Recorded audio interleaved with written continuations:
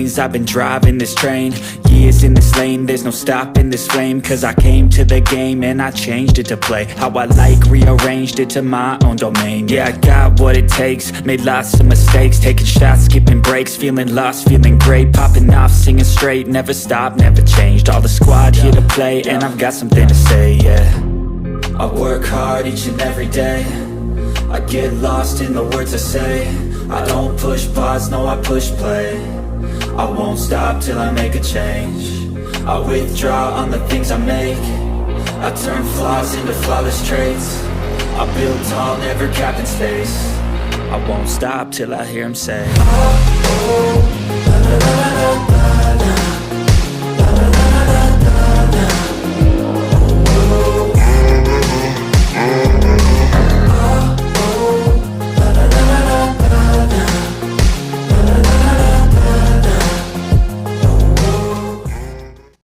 Assalamualaikum warahmatullahi wabarakatuh. Waalaikumsalam warahmatullahi wabarakatuh. Kami saya pengurus Ansor Sumber Beringin. Pada kesempatan sore hari ini berkunjung ke rumah Pak Pembina GP Ansor Desa Sumber Beringin bersama Ustadz Selamat selaku Ketua Desa Ansor Ranting Sumber Beringin, dan juga sahabat Hafid anggota GP Ansor Sumber Beringin, dan tidak lupa juga untuk kameramen kita yaitu Mas Zaini selaku Banser Sumber Beringin. Kami di sini ada beberapa pertanyaan terkait eksistensi untuk GP Ansor Sumber Beringin yang bakal ditanyakan kepada Pak Pembina GP Ansor Sumber Beringin, yaitu asal mula masuknya GP Ansor di Desa Sumber Beringin tahun berapa? Di sini kami coba flashback ke awal mula GP Ansor Desa Sumber Beringin. Pertama berdiri Ansor di Desa Sumber Beringin itu tidak terlepas dari kecelakaan politik ya, karena momentum waktu itu adalah berbarengan dengan konferensi cabang GP Ansor Kabupaten Lumajang pada tahun 2018 yang dilaksanakan di Pondok Pesantren Hidayatul Hasan Brukon Lumajang. Nah, waktu itu persiapannya sangat cepat. Saya dipanggil oleh pengurus atau ketua PAC waktu itu, karena waktu itu cuma ada ketua PAC dan ada Kasat Koryam, satu Banser, satu ketua PAC. Nah, kami dipanggil ke gedung MWC Kelakah waktu itu. Saya lupa hari dan tanggalnya, namun saya masih ingat waktu itu Mbak Daisa, saya datang ke kantor MBCNU Kelakah yang ada di utara SMA Kelakah itu, dan kebetulan waktu itu juga ada beberapa pengurus MBCNU Kecamatan Kelakah. Salah satunya ya ada Pak Muhaimin Almarhum selaku sekretaris, juga ada Kiai Suhari ketua Tanfid. Nah, kita berbicara banyak waktu itu dengan Mas Ayub selaku ketua PAC terkait, kita tidak bicara bagaimana Ansor ke depan, tapi berbicara bagaimana momentum Konvercap ini kita juga mau mewarnai, karena Mas Ayub waktu itu juga sudah ada beberapa kesepakatan dengan beberapa calon yang ada, bukan hanya satu calon yang disepakati oleh Mas Ayub, ada kurang lebih ada 2 orang, ada 2 sahabat yang bisa dibawa oleh Mas Ayub untuk dijadikan kandidat di momentum Konvercap yang dilaksanakan di tahun tersebut.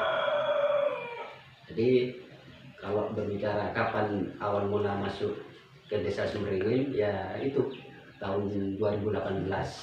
Di tahun 2018. Nah, waktu itu cuma saya pengurusnya, satu-satunya pengurus saya, ya tidak ada yang lain sudah. seorang diri. Iya, seorang diri. Bahkan di waktu itu ya di PAC aja ya cuman ada 2 orang. Mas Ayub selaku ketua PAC dan ada satu saya lupa namanya itu Banser dari Desa Ranupati, ya Kasat Koryamnya 2 orang itu. Jadi kami kalau ada kegiatan waktu itu ya dari Desa Kudus ada 1 orang, dari Desa Duren, bahkan pokoknya 12 desa itu cuma ada 1 pengurus Ansor waktu itu. Jadi agak mandek waktu itu. Kami waktu itu ya pembekalan untuk keansoran itu ya minim gitu. Dan juga dibentuknya ya momentumnya momentum politik ansor lah, politik ansor waktu itu ya untuk kepentingan Komercap itu. Dan pertanyaan selanjutnya, proses terjadinya ansor di Desa Sumberwringin. Ya yang seperti yang saya barusan ceritakan itu sudah. Nah, yang saya ceritakan barusan, sampai waktu itu pasca Komercap kosong kegiatan, vakum kegiatan baik itu di tataran PAC maupun di tataran Dantim. Sehingga saya tidak tahu waktu itu bagaimana ceritanya. Tiba-tiba katanya ada konferensi luar biasa. Namun kami waktu itu tidak dilibatkan. Moro-moro cabang itu sudah katanya sudah melaksanakan konferensi anak cabang yang luar biasa itu. Tidak tahu pesertanya dari mana, siapa itu juga kami tidak tahu. Sehingga moro-moro sudah ada kepengurusannya Mas Zainuddin itu. Kepengurusan Mas Zainuddin. Akhirnya saya juga dengan teman-teman dari desa yang lain itu berkomunikasi bagaimana sekiranya kepengurusan ini. Bahkan ya waktu itu kami juga berpikir begini, oh ini kudeta karena tidak melibatkan kami.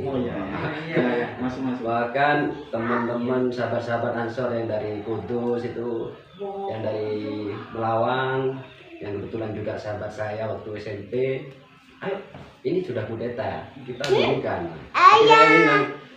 Kita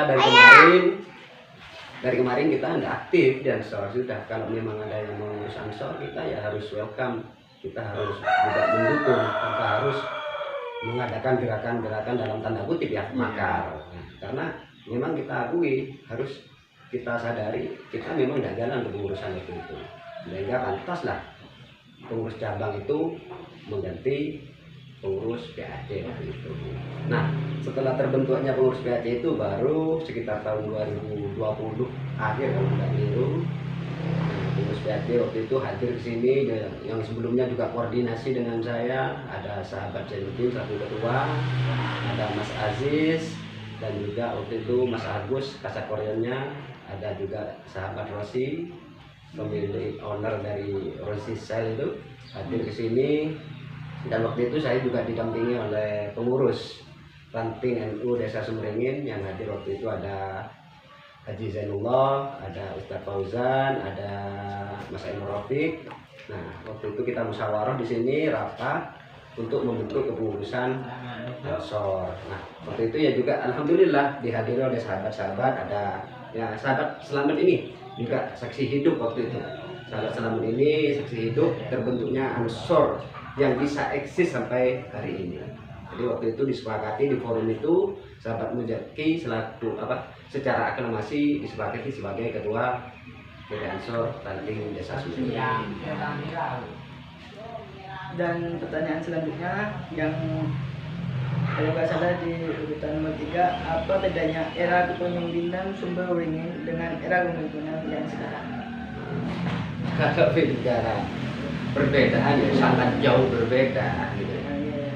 Waktu itu saya jadi pengurus, ditunjuk, tiba-tiba ditunjuk tanpa ada pembekalan apa-apa, saya harus bagaimana, harus bersama siapa itu tidak ada kejelasan sama sekali gitu. Tapi alhamdulillah setelah pengurusannya Mas Musa ini sangat jauh berbeda. Nah, waktu itu saya juga tidak melepaskan, dalam arti itu Mas Musa kita pilih tidak sudah saya tinggalkan. Bahkan waktu itu kita juga sempat rapat untuk melengkapi kepengurusannya Mas Muzaki. Saya juga ikut nimbrung, membantu bagaimana sekiranya pengurusannya Mas Muzaki ini efektif, efisien, segala programnya berjalan. Dan alhamdulillah waktu itu saya juga memberikan stimulus karena di pengurusan saya itu tidak ada kas. Ada kas 1 juta waktu itu ya, ada kas 1 juta saya dapatkan dari sahabat-sahabat dari pengurus Lapesdam Kabupaten, hingga ada dana 1 juta itu saya gunakan untuk biaya musyawarah, dan juga saya serahkan secara langsung ke sahabat Musaki waktu itu dan sahabat Sofa selaku sekretaris di kantor MBTNU.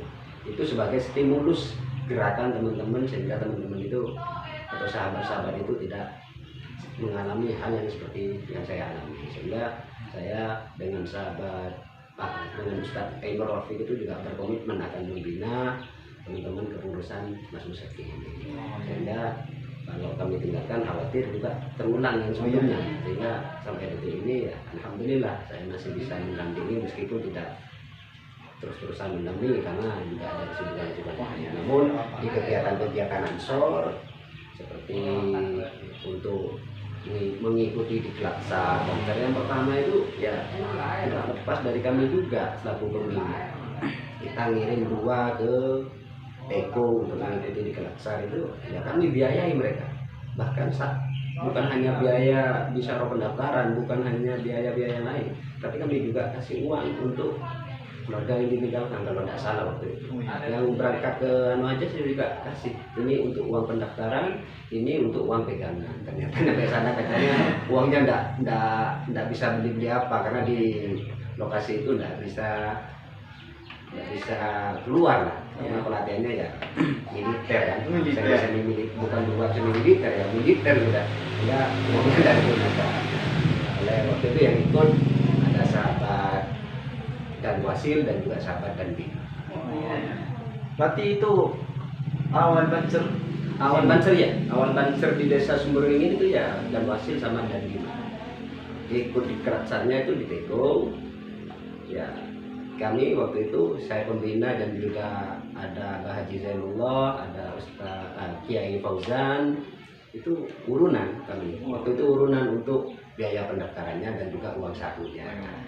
Jadi alhamdulillah bahkan bukan cuma dan Wasil sama dan Bima yang kami seperti itu, sampai ke generasi selanjutnya ada sahabat Jai, ada sahabat Salam, ada sahabat-sahabat yang lain yang ikut di Kelaksa Banser itu ya bisa ditanyakan apakah mereka itu keluar uang sendiri itu daftarnya enggak gitu. Alhamdulillah ada yang nanggung ya.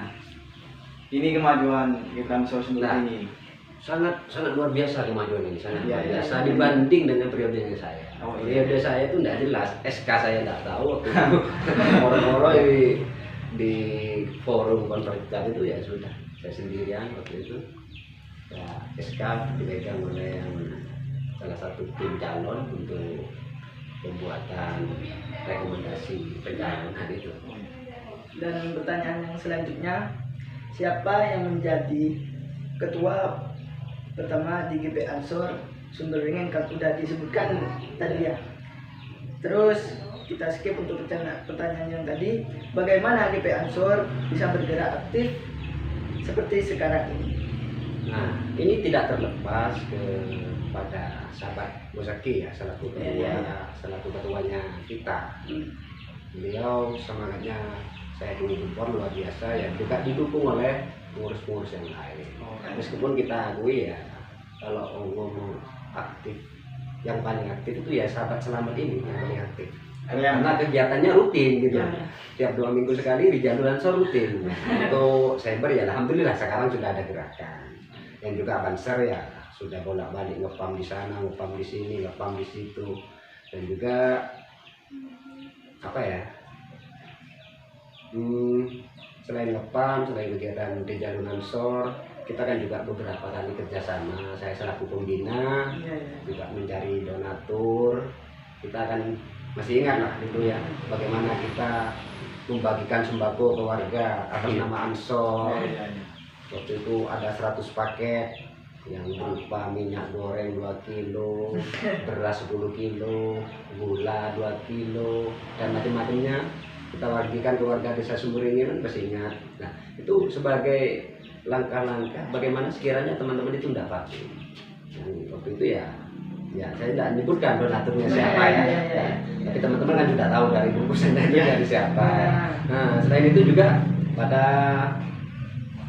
meletusnya Gunung Semeru. Meletusnya Gunung Semeru kita kan juga hadir ke beberapa titik untuk membagikan bantuan-bantuan yang kebetulan bantuan itu sebenarnya jatuhnya ke saya. Oh iya. Jatuh ke saya, dan itu dari salah satu donatur di Bekasi itu transfer uang ke saya. Ya sebenarnya saya bisa saja langsung ke posko di dekat-dekat Semeru sana untuk menyalurkan bantuan itu. Namun saya berpikir, nah kalau saya kasihkan langsung sana, oke, ini tersalurkan. Ya. Tapi efek untuk sahabat-sahabat Ansor itu apa? Iya. Karena saya berpikir Ansor, lagi-lagi saya Ansor. Bagaimana sekiranya Ansor itu memberi atau menebar manfaat untuk sekitar. Akhirnya saya ke teman saya yang ada di Bekasi itu yang transfer uang ke saya telepon, saya sampaikan bahwasanya uang ini akan saya berikan sembako dan akan dibagikan ke beberapa titik-titik pengungsian yang tidak tercover oleh tim-tim yang ada di kabupaten. Dan alhamdulillah waktu itu kita banyak ya, sampai 3 kali atau 2 kali ya kalau tidak salah itu, bawa mobil Panther itu sampai full di belakang itu. Full kita ke desa Kebonan, desa Kudus, terus juga di beberapa desa di Ranuyoso, bahkan yang terakhir itu kita ke Malasan ya, ada salah satu pengungsi yang di Malasan kita sentuh, karena kemungkinan besar yang di pinggir-pinggir itu yang tidak tersentuh gitu. Akhirnya alhamdulillah. Nah ini sebuah gerakan-gerakan yang saya support untuk teman-teman atau sahabat-sahabat Ansor Desa Semeru ini. Nah, karena apa? Tanpa kayak gini kan sulit kita bergerak ya. Iya. Mungkin kita berkutat ke roti tubuh hadat, roti tubuh Iya. gitu kan. Nah, sedangkan gerak sosial kita kan tidak kelihatan. Iya. Gerak sosial kita tidak kelihatan, sehingga saya punya pemikiran seperti itu. Bahkan untuk dalam waktu dekat, kalau memang ini ya momentum untuk Maulid Nabi, nanti insya Allah teman-teman GP Ansor Ranting Semeru ini akan dilibatkan di agenda-agenda yang ada di masjid atau di desa yang ada di desa Semeru ini, sehingga teman-teman bisa memberi manfaat untuk lingkungan, bisa memberi manfaat untuk masyarakat di desa Semeru ini. Dan sekian, terima kasih untuk Ini semuanya. ada tambahan sedikit ya. Oh iya ya. Ada tambahan sedikit. Ini kan awal. Iya. Dan ini mungkin nanti kalau bisa diposting untuk penonton, jangan lupa ya di like, di Subscribe. subscribe, Nah, dan betul, di share. betul itu, betul, Bang. Di Betul. like, di subscribe dan di share. Jangan Nah, lupa. jangan lupa. Dan selain itu juga persiapannya ya, jangan mendadak gitu. Iya, iya. Ya, jangan mendadak. Oke lah untuk awalan, yang penting karena aktivis itu bergerak. Iya. Nah, karena saya seorang bonik mania. Oh iya, iya, betul betul. Bonik mania bergerak, diam menghanyutkan, bergerak mematikan. Kalau bansaran soal lain jadi bergerak memberi manfaat, terus bergerak tambah manfaat. Wih, salut, tepuk tangan. Dan terima kasih. Sekian. Assalamualaikum warahmatullahi wabarakatuh. Waalaikumsalam warahmatullahi wabarakatuh.